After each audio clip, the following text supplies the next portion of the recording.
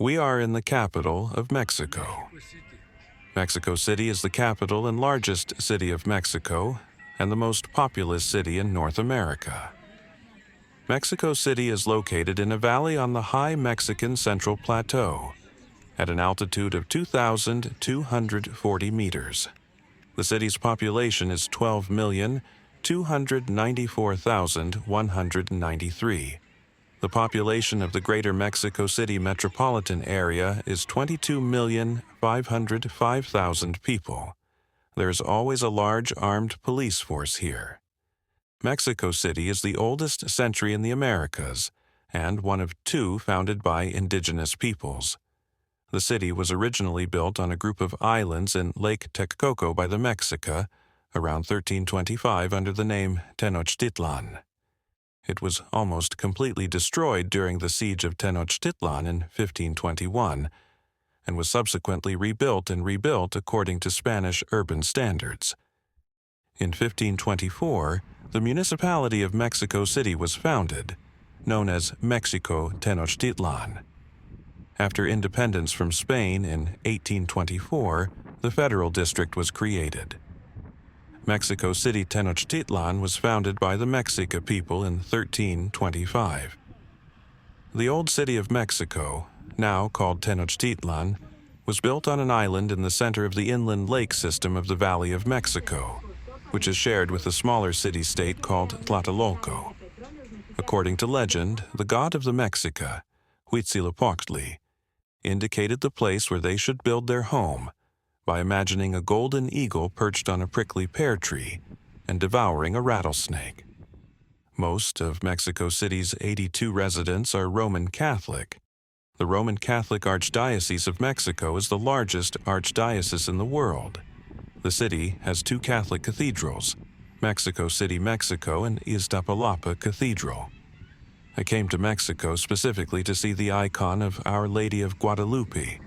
Our Lady of Guadalupe, Mother of Jesus, is associated with a series of 4 apparitions to a Mexican peasant named Juan Diego, an Indian by origin, which are believed to have occurred in December 1531.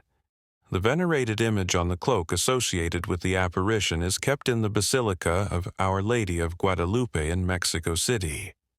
The basilica is the most visited Catholic shrine in the world and the third most visited sacred site in the world.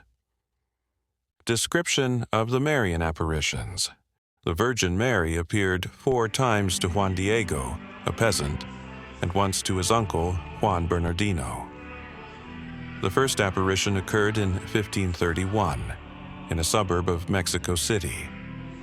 According to the stories, the woman, speaking to Juan in Nahuatl, his native language and the language of the former Aztec Empire, identified herself as Mary, the mother of the true divinity.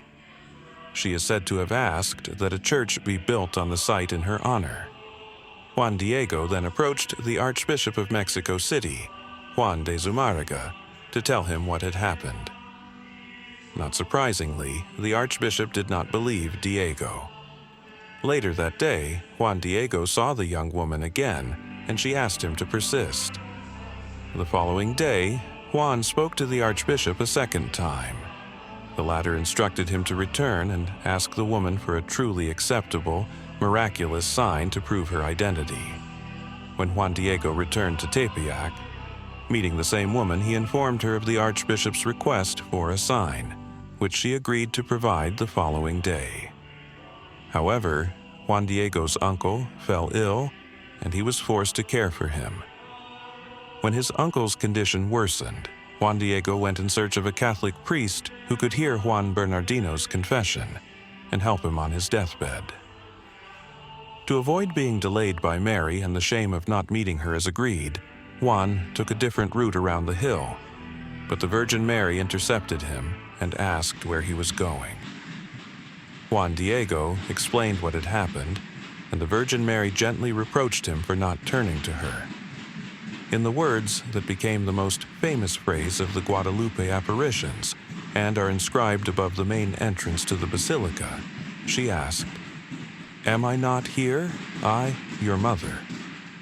She assured him that Juan Bernardino had already recovered and told him to gather flowers from the top of the Tepeyac hill, which was usually barren. Juan followed her instructions and found Castilian roses blooming there, which do not grow in Mexico. The next day, Juan Diego found his uncle completely recovered. Bernardino related that he had also seen her after praying at his bedside, that she had told him to inform the Archbishop of this apparition and of his miraculous cure, and that she had told him that she wished to be known by the name of Guadalupe. The Virgin Mary placed the flowers in Juan Diego's cloak, his mantle, and when Juan Diego opened his cloak to the Archbishop later that day, the flowers fell to the floor, revealing an image of the Virgin Mary on the cloth. The Archbishop kept Juan Diego's robe, first in his private chapel and then in the church for all to see, and a procession was organized to carry the miraculous image back to the hill of Tepeyac, where it was installed in a small, hastily erected chapel. During this procession, the first miracle is said to have occurred when a native was fatally wounded in the neck by an arrow, accidentally fired during some stylized martial performances held in honor of Mary. In great grief, the natives carried him to the image of the Virgin Mary and begged for his life. After the arrow was removed, the victim made a complete and immediate recovery.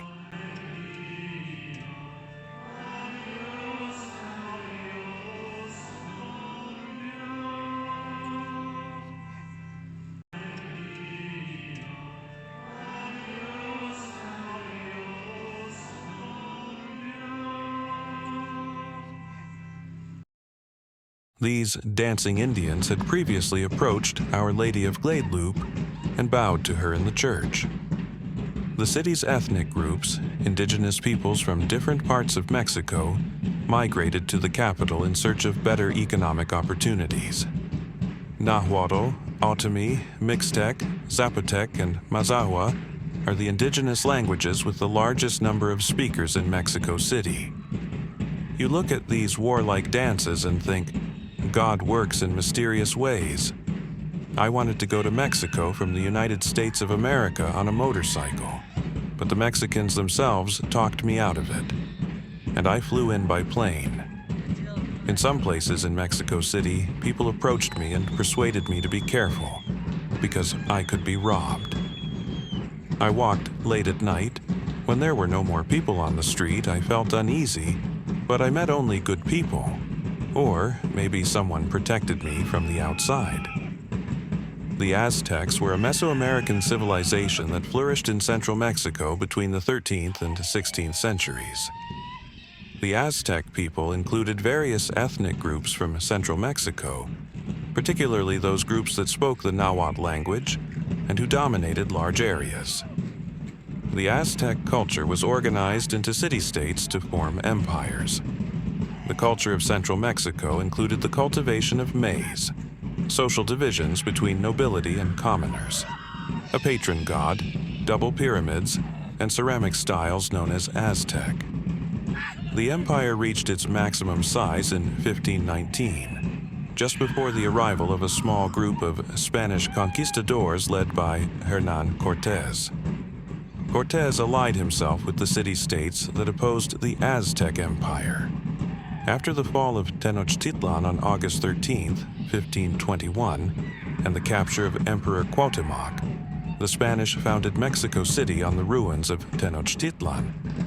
At its peak, the Aztec culture had rich and complex philosophical, mythological, and religious traditions, as well as remarkable architectural and artistic achievements. The Nahuatl word Aztecatl means people from Aztlan. Although many centuries have passed, people consider themselves to belong to different ethnic groups, but they are united by one Christian faith. I met a local Mexican girl, and we rode through the city with her Honda motorcycle. She received me in her house, because her house is on the edge of the city, on the very hill. I could see the big city from above, its surroundings, and even the volcanoes which, like mountains, protruded from the city as separate black huge structures. I came as a pilgrim to see the holy place of Our Lady of Guadalupe, but I met Mexico and wonderful people. I wish you all more. I wish you all to travel more and see God's miracles and the beauty of this world given to us. I apologize for the poor video quality, but I also personally ask you to subscribe to my channel.